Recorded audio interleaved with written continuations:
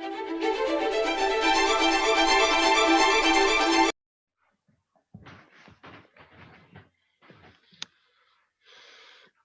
Of motion of charge particles, जो last हमारा topic था उसकी कंटिन्यूएशन में उसकी एप्लीकेशन है और जो एप्लीकेशन हम पढ़ रहे हैं वो है वेलोसिटी सिलेक्टर।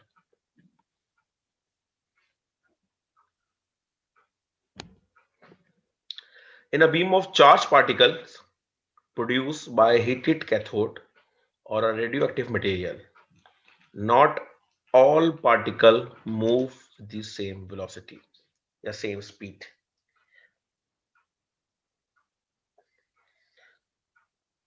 हमारे पास जो सोर्स होती है जिनसे चार्ज प्रोड्यूस हो रहे होते हैं, उसमें एक तो आपके पास कैथोड होती है, इसको आप हीटेड करते हैं तो उसके अंदर से जो चार्जेस होते हैं वो इमिट होते हैं।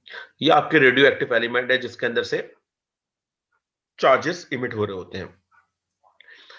और ये जो दो सोर्सेस हैं जिनसे चार्ज इमिट हो रहे होते हैं, तो इनके अंदर से जो भी पार्टिकल्स निकल रहे होते हैं, चाहे वो पार्टिकल सेम ही क्यों ना हो, उनकी सबकी स्पीड जो होती है वो सेम नहीं होती।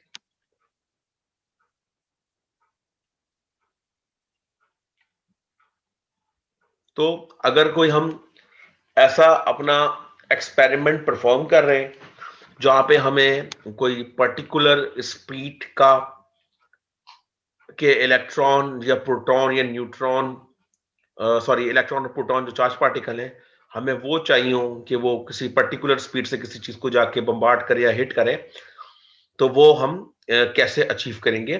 तो उसके लिए डिवाइस होती है velocity selector. The particles of a specific speed can be selected from the beam using using an arrangement of electric and magnetic field called a velocity selector.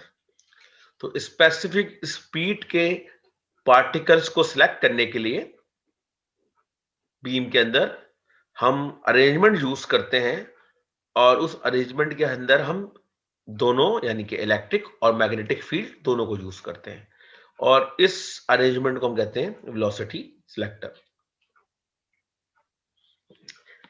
The electric and magnetic field are perpendicular to the particle velocity to each other. तो जो electric और magnetic field होती है वो perpendicular होती है particles की velocity के ऊपर भी और एक दूसरे के साथ भी परपेंडिकुलर होती है। इसका मतलब है मैग्नेटिक फील्ड, इलेक्ट्रिक फील्ड और पार्टिकल की वेलोसिटी तीनों एक दूसरे के ऊपर परपेंडिकुलर होती है। एफ हम इसमें मैग्नेटिक फोर्स कहेंगे इसको, फॉर पॉजिटिव चार्ज, और Fe नेगेटिव, ये इलेक्ट्रिक फील्ड होगी और ये होगी फॉर पॉजिटिव चार्ज। यानी कि हम अपने एक्सपेरिमेंट में जो ये आपके पास वेलोसिटी सिलेक्टर हैगा, इसके अंदर एक्सपेरिमेंट के अंदर जो हम चार्ज कंसीडर कर रहे हैं या जो सोर्स हम कंसीडर कर रहे हैं वो कह रहे हैं वो पॉजिटिव चार्ज इमिट कर रही है। अब पॉजिटिव चार्ज इमिट कर रही है तो हमने अपनी फील्ड की अरेंजमेंट ऐसे करनी है कि ये चार्ज की वेलोसिटी, इलेक्ट्रिक फील्ड और मैग्नेटिक फील्ड तीनों एक दूसरे के ऊपर परपेंडिकुलर। तो चार्ज हमारा इस डायरेक्शन में मूव करेगा,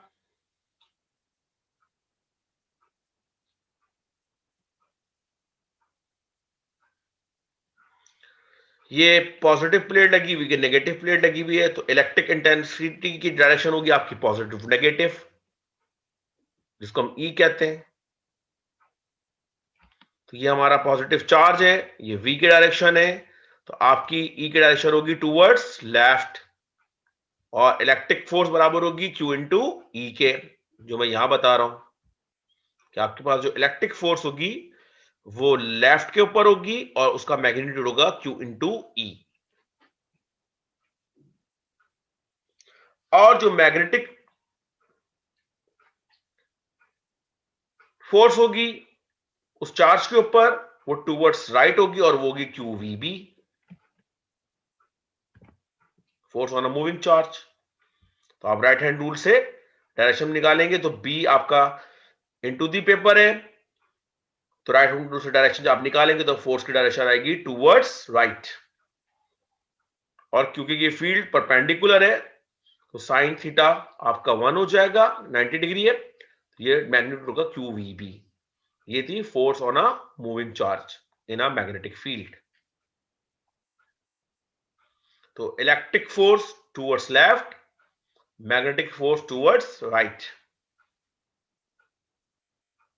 और इस फील्ड से हमें अपने पार्टिकल को मूव कराना है। तो जब ये पार्टिकल फील्ड के अंदर आएगा तो इलेक्ट्रिक फील्ड इसको लेफ्ट तरफ डिफ्लेक्ट करना शुरू कर देगी और मैग्नेटिक फील्ड इसको राइट डायरेक्शन में डिफ्लेक्ट करना शुरू कर देगी।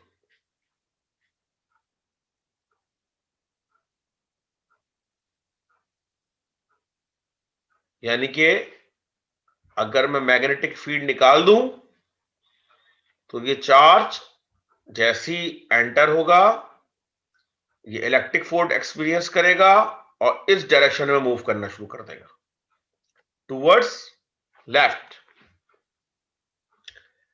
और अगर मैं इलेक्ट्रिक फील्ड खत्म कर दूं और सिर्फ मैग्नेटिक फील्ड अप्लाई कर दूं तो ये चार्ज जब इस फील्ड के अंदर आएगा,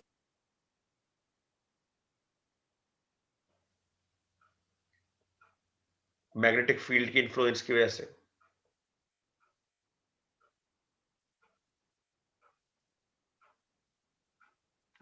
तो बी पॉजिटिव चार्ज के लिए राइट में है, इलेक्ट्रिक फील्ड पॉजिटिव चार्ज के लिए लेफ्ट में है। और अगर नेगेटिव चार्ज होता तो दोनों की डायरेक्शन रिवर्स हो जाती, यानी कि इलेक्ट्रिक फील्ड टूवर्ड्स लेफ्ट हो जाती और मैग्नेटिक फील्ड टूवर्ड्स राइट हो जाती।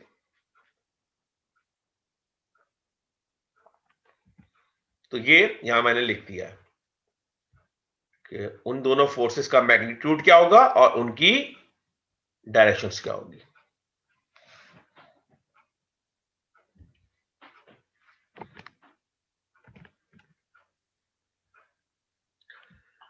For a given magnitude E and B, यानी कि जो हमने जो भी इलेक्ट्रिक और मैग्नेटिक फील्ड अप्लाई करी है, for a particular value of the electric and magnetic force will be equal in magnitude.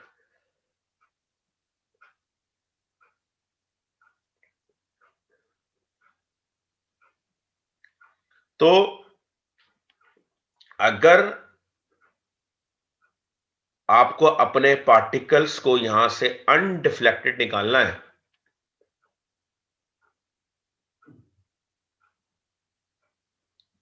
तो ये जो दोनों फोर्सेस हैं ये एक दूसरे के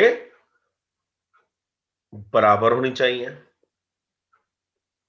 या दूसरे मायनों में इन दोनों इस पार्टिकल पे जो नेट फोर्स है वो जीरो होनी चाहिए।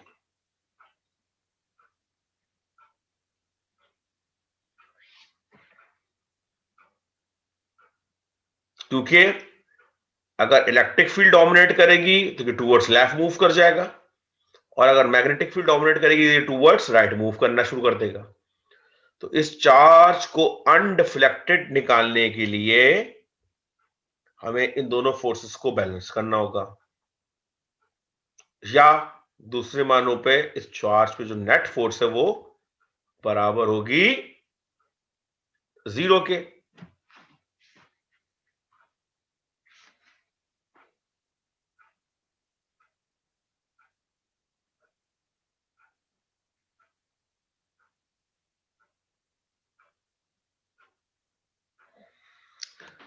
तो जो हमारे पास इलेक्ट्रिक फील्ड है वो है minus Q E electric force, और जो मैग्नेटिक फोर्स है वो है Q plus Q V B.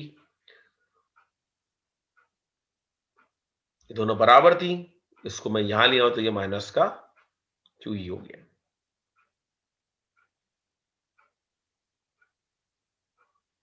और यहां मैंने इसको v के लिए सॉल्व कर लिया है, तो ये q से q कैंसिल हो गया है, तो V बराबर हो गया E upon P।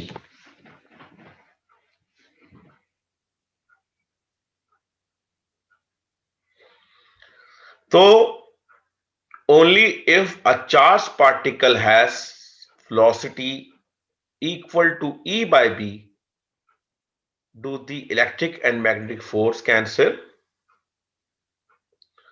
all other particles are deflected।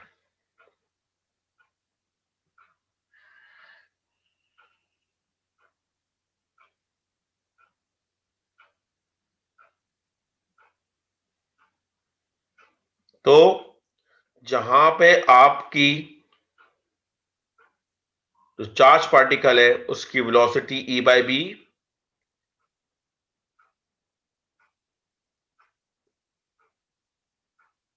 Electric और मैग्नेटिक फील्ड को कैंसिल कर रही होगी, तो वो चार्ज पार्टिकल अनडिफ्लेक्टेड निकल जाएगा सीधा सीधा सीधा with the velocity E by B. बाकी जिनकी वेलोसिटी इससे चेंज होगी वो सारे के सारे पार्टिकल डिफ्लेक्ट कर जाएंगे।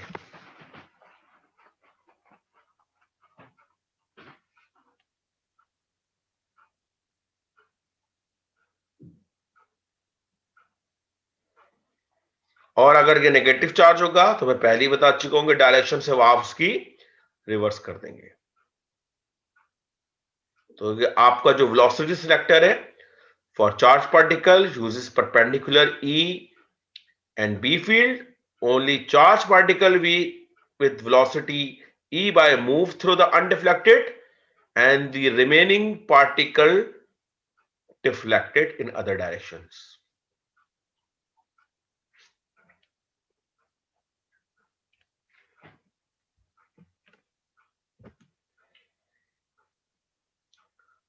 Thomson's E by M experiment।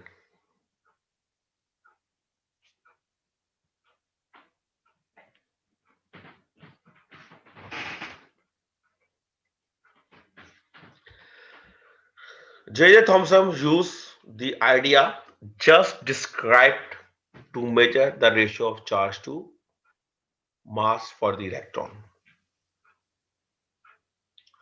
For this experiment carried out in 1897 at the Cavendish Laboratory in Cambridge, England। तो इलेक्ट्रॉन के E by charge to mass ratio को फाइंड आउट करने के लिए जे थॉमसन ने ये एक्सपेरिमेंट परफॉर्म किया था और ये बिल्कुल उसी तरीके का सेटअप है जो कि अभी हम यहां देख रहे थे।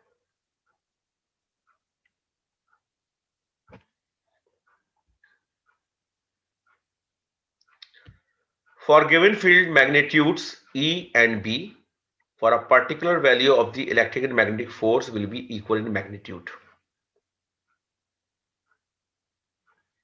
बिल्कुल जैसे अभी ऊपर हमने इलेक्ट्रिक और मैग्नेटिक फील्ड अप्लाई की थी, बिल्कुल उसी तरीके से इलेक्ट्रिक और मैग्नेटिक फील्ड अप्लाई किए जो कि एक दूसरे को बैलेंस कर रही होंगी। और ये सेटअप था, ये इन्होंने एक सोर्स लगाई हुई थी, ये फिलामेंट था जहां से इलेक्ट्रॉन इमिट हो रहे थे, यहां से उनको वो एक्सेलरेट करते थे। ये मैग्नेटिक फील्ड अप्लाई की हुई है और ये इलेक्ट्रिक फील्ड अप्लाई की हुई है। ये पॉजिटिव प्लेट है और ये नेगेटिव प्लेट है। तो जो रेड वाली है ये आपकी इलेक्ट्रिक फील्ड की डायरेक्शन बता रही है, पॉजिटिव टू नेगेटिव, और जो ब्लू वाली है ये आपकी मैग्नेटिक फील्ड की डायरेक्शन बता रही है, नॉर्थ टू साउथ। और इस तरह ये इलेक्ट्रॉन निकल रहे हैं। तो ये देखें, ये दोनों भी एक दूसरे पे परपेंडिकुलर है और जो बीम आ रही है वो भी इन दोनों के ऊपर परपेंडिकुलर है। जो इलेक्ट्रॉन बीम है कैथोड रे से जा रही है टूवर्ड्स स्क्रीन के ऊपर।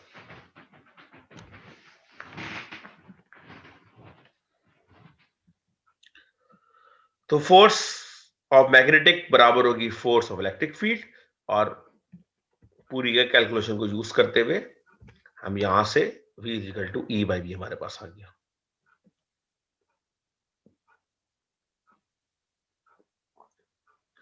तो जो इलेक्ट्रॉन काइनेटिक एनर्जी गेन कर रहे हैं वो जो आपने ये इलेक्ट्रिक पोटेंशियल एनर्जी अप्लाई कर रहे हैं उससे गेन कर रहे हैं।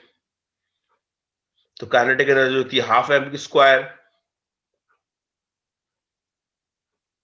और इलेक्ट्रिक पोटेंशियल एनर्जी होती है वीई। ये वोल्टेज है और ये चार्ज ऑफ द इलेक्ट्रॉन।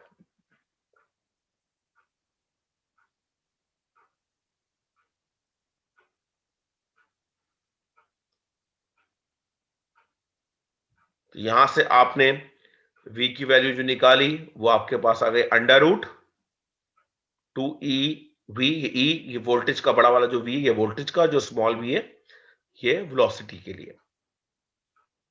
तो ये आपके पास v बराबर आ गया, यानी कि वेलोसिटी बराबर आ गई 2ev बाय m के, और वेलोसिटी बराबर होती है e बाय b के, यानी कि e बाय b बराबर आ गया under root 2ev upon m।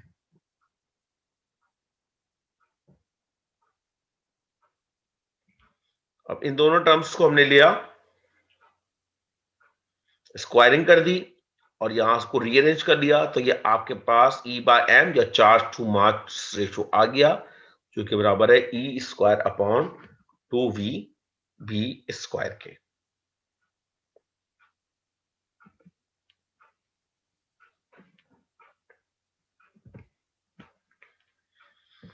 एक प्रॉब्लम है, you set out to reproduce Thomson E by M experiment with an accelerating potential of 150 volts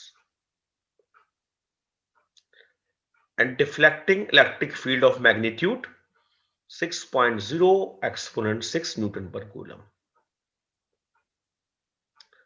आपको थॉमसन का E बाय एक्सपेरिमेंट रिप्रोड्यूस करना है और उसके लिए आपको जो पोटेंशियल अप्लाई करना है, एक्सलेटिंग पोटेंशियल, वो अप्लाई करना है 150 वोल्ट का, और डिफ्लेक्टिंग इलेक्ट्रिक फील्ड अप्लाई करनी है आपने E यानी कि 6 एक्सपोनेंट 6 न्यूटन पर कूलम की।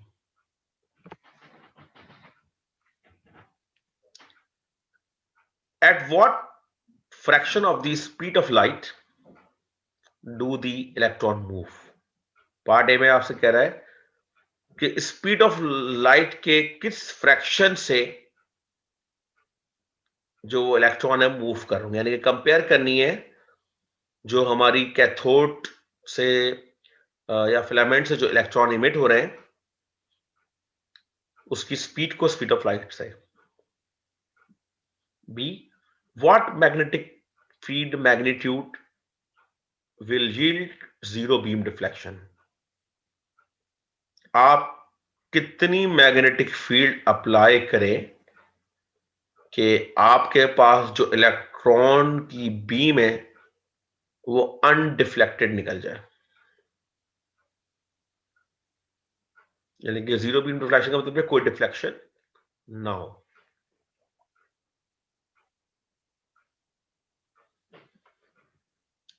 With this magnetic field, how will the electron beam behave if you increase the accelerating potential above 150 volt? Part C में आपसे कहते हैं कि जो मैग्नेटिक फील्ड आपसे आपको यहां से मिलेगी, जो हम फाइंड आउट करेंगे, उस मैग्नेटिक फील्ड के ऊपर जहां पे जीरो डिफ्लेक्शन मिलेगी, अगर हम अपना ये पोटेंशियल इंक्रीज कर दें, टेंशन इंक्रीज करने का मतलब है वेलोसिटी इंक्रीज करना, तो आपकी जो इलेक्ट्रॉन बीम है वो किस तरह बिहेव करेगी।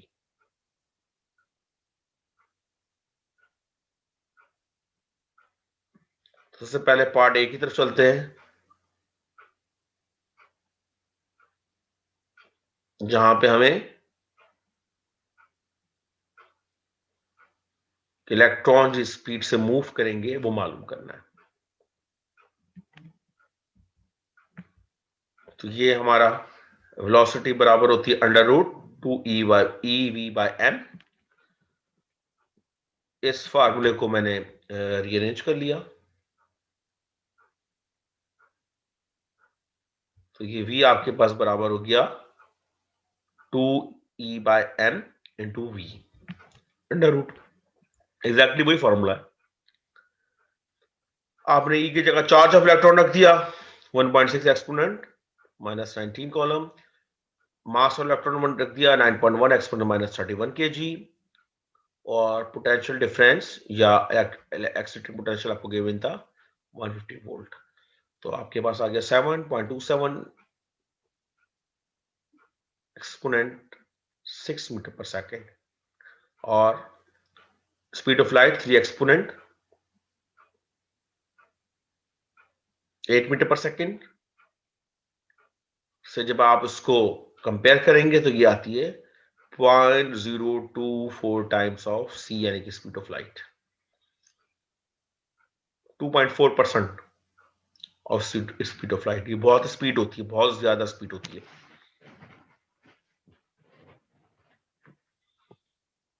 अब पार्ट बी में हमें मैग्नीट्यूड मालूम करना है अपनी मैग्नेटिक फील्ड का, जिसमें जीरो डिफ्लेक्शन मिले। तो हमें पता है V बराबर होता है E/B के। V हमने मालूम कर लिया कि किस वेलोसिटी से इलेक्ट्रॉन निकल रहे हैं। E हमें गिवन है, B यहां से हम निकाल लेंगे। तो B बराबर हो गया E/V। E भी आपको गिवन है, V आपने यहां से फाइंड आउट कर लिया। तो ये आपके पास मैग्नेटिक फील्ड आ गई 0.83 टेस्ला, यानी कि इस मैग्नेटिक फील्ड के ऊपर आपकी इलेक्ट्रॉन बीम अनडिफ्लेक्टेड पास हो जाएगी। अब पार्ट सी की बात करते हैं कि अगर हम एक्सीलरेटिंग पोटेंशियल बढ़ाते हैं 150 वोल्ट से, तो आपकी इलेक्ट्रॉन बीम के ऊपर क्या इफेक्ट आएगा। So if we increasing the accelerating potential, we increase the electron speed V, जो मैंने पहले बता दिया था आपको। काइनेटिक एनर्जी इंक्रीज कर जाएगी उनकी, और काइनेटिक एनर्जी इंक्रीज करने से उनकी वेलोसिटी इंक्रीज हो जाएगी।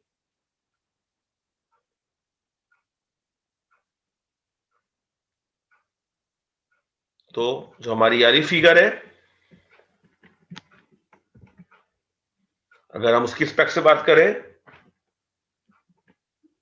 तो this does not change the upward electric force EE, यानी कि हमारे पास यहां पे जो इलेक्ट्रिक फील्ड की डायरेक्शन है,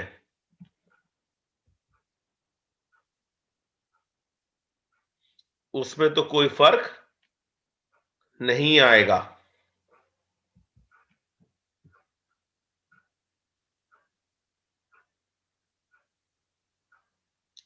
लेकिन जो मैग्नेटिक फील्ड है, जो डाउनवर्ड है,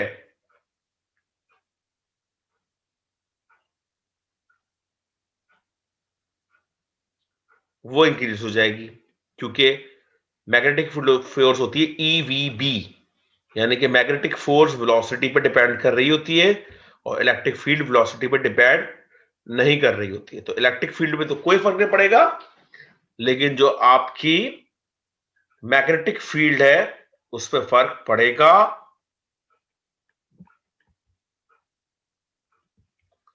और आपके जो इलेक्ट्रॉन है वो डाउनवर्ड डायरेक्शन में मूव कर जाएंगे।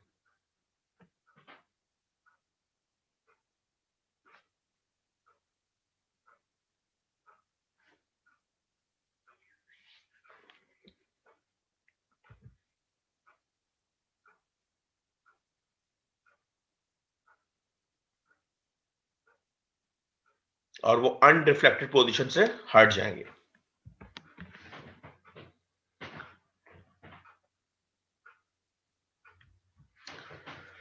Magnetic force on a current carrying conductor.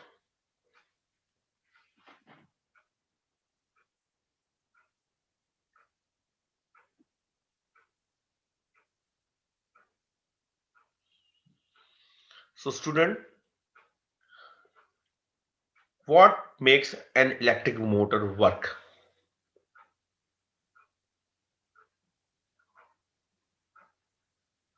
The answer is that within the motor are conductors that carry currents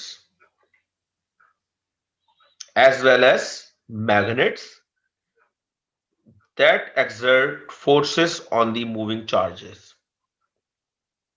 Hence, there is a magnetic force acting along the length of each current carrying conductor, and this force make the motor turn. The moving coil galvanometer also use magnetic force on conductor.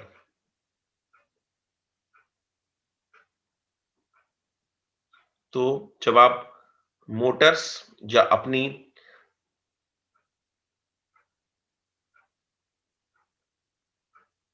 Other devices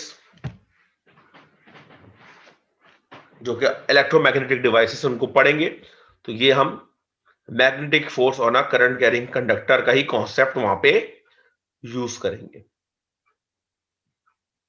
तो यहां पे आपके पास एक figure है, इसमें एक conductor हैगा जिसकी लेंथ है एल, और इसके अंदर जो करंट डेंसिटी है जिसको हम कहते हैं जे, चार्ज पर यूनिट एरिया, वो इस तरह मूव कर रहा है, यानी कि करंट इस तरह मूव कर रहा है इस डायरेक्शन में। और हमने सपोज कर लिया कि वो हमारे चार्जेस जो मूव कर रहे हैं वो पॉजिटिव है, वो क्यू है, और ये उनकी ड्रिफ्ट वेलोसिटी है वीटी।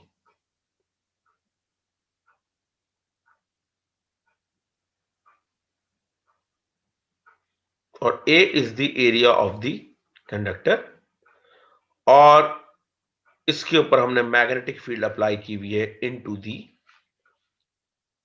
बोर्ड या इनटू दी पेपर।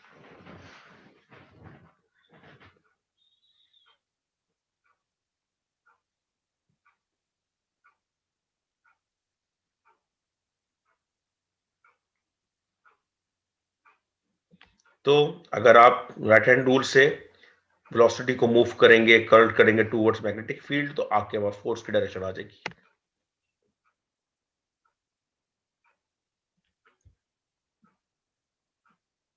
हम अज्यूम करते हैं कि मूविंग चार्ज आर पॉजिटिव, ये हमने अज्यूम कर लिया पहली। तो जो मैग्नेटिक फोर्स एफ जो अप्लाई हो रही होगी इस चार्ज के ऊपर, वो बराबर होगी Q V D cross B.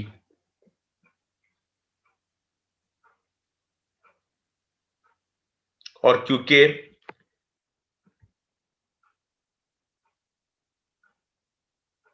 आपका वेलोसिटी या ड्रिफ्ट वेलोसिटी और मैग्नेटिक फील्ड एक दूसरे पर परपेंडिकुलर है, तो ये क्रॉस का जो साइन थीटा का फैक्टर है वो साइन 90 हो जाएगा और 1 हो जाएगा। तो मैग्नेटिक फोर्स आपके पास आ गई Q V D B.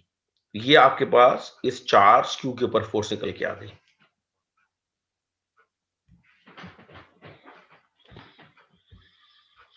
The total force F on all the moving charge in this segment has magnitude. अभी हमने एक चार्ज के ऊपर फोर्स निकाली, अब कहते हैं हम तमाम चार्जेस जो हैं उन सबकी जो टोटल फोर्स है उसका मैग्नीट्यूड है बराबर है N A L into Q V D B.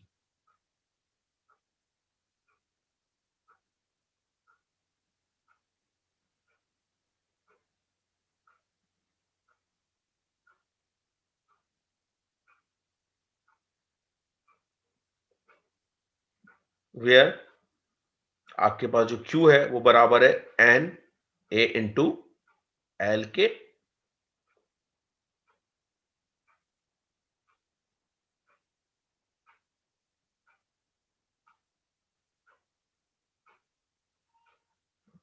और एन है आपके पास number of charges per unit volume.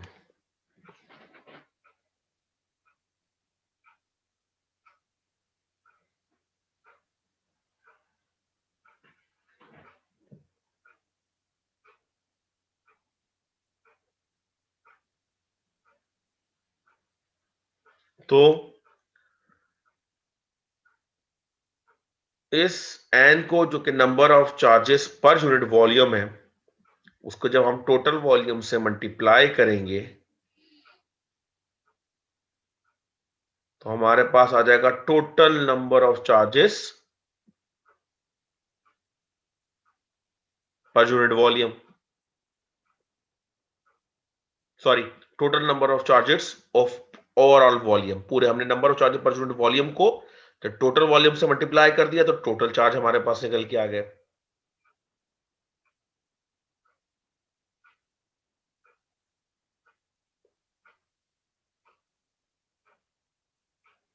अब ये जो क्यूबीटी था, हमने इसको टोटल नंबर ऑफ चार्जेस से मल्टीप्लाई कर दिया।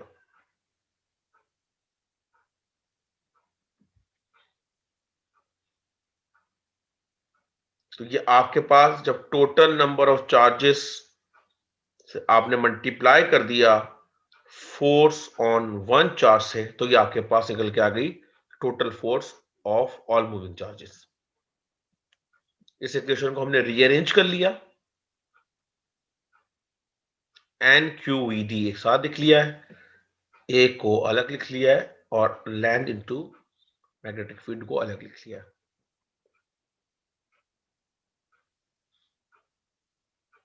ये जो एन क्यू वी डी है ये बराबर है करंट डेंसिटी जे के, और ये हो गया J into L into B.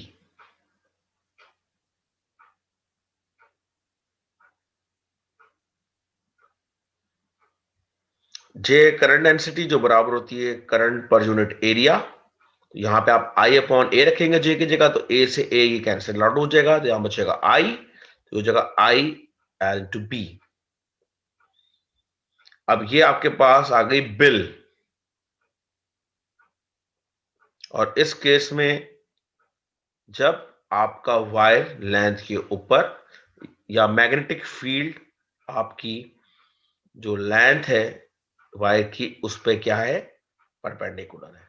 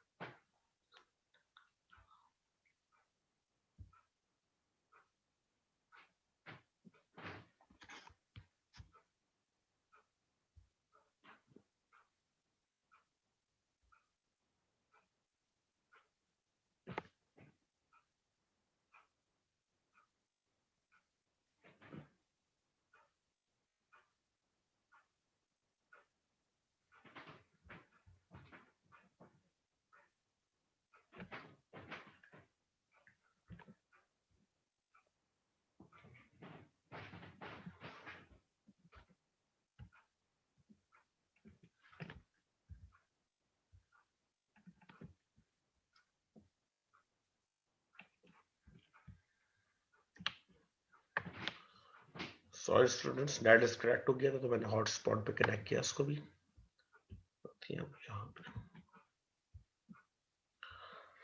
Okay जी, तो ये परपेंडिकुलर फाइल के ऊपर हमारे पास फोर्स निकल के आ गई है।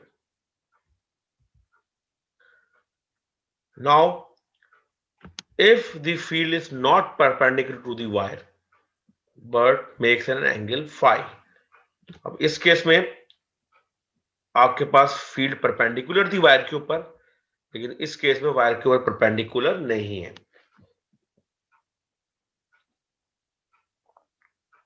वायर आपने यू रखा हुआ है और फील्ड आपने यू अप्लाई कर दी है, तो ये एंगल बन गया लेंथ और बी के दरमियान फाई। तो इस केस में आप जो सिर्फ जो परपेंडिकुलर कंपोनेंट है ये हम पहले बता चुके हैं, जो वेलोसिटी फील्ड का वो परपेंडिकुलर जो कि वेलोसिटी के ऊपर फील्ड का वो कंपोनेंट जो वेलोसिटी पे परपेंडिकुलर होता था हम उसको कंसीडर करते थे moving charge in a magnetic field. तो हम अब यहां पे ये हो गया ILB साइन फाई, और ये L इंटू बी बराबर हो गया क्रॉस प्रोडक्ट के। तो ये आपके पास आ गई magnetic force on straight wide segment F is equal to I L cross B।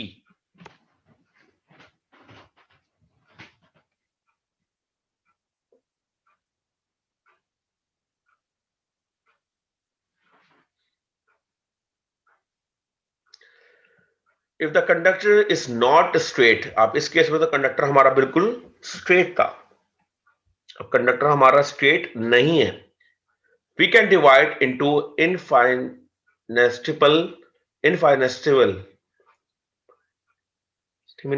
Segment DL।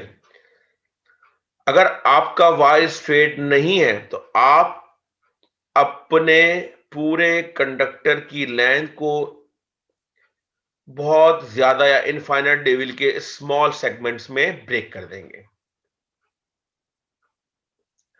और हर सेगमेंट या स्मॉल सेगमेंट के ऊपर जो फोर्स होगी वो होगी DF। अगर हम इसको अपनी डिफरेंशियल लिमिट्स को यहां अप्लाई करें तो ये हो जाएगा DF into I DL into B, यानी कि हर सेगमेंट के ऊपर करंट और फील्ड सेम होगी, सिर्फ और सिर्फ लेंथ का जो एलिमेंट है वो चेंज हो रहा होगा। और उस केस में अगर हमें पूरे वायर की फोर्स चाहिए होगी तो हम अप्लाई कर देंगे अपने वायर के ऊपर इंटीग्रल, तो हमारे पास मैग्नेटिक फोर्स निकल के आ जाएगी पूरे कंडक्टर की।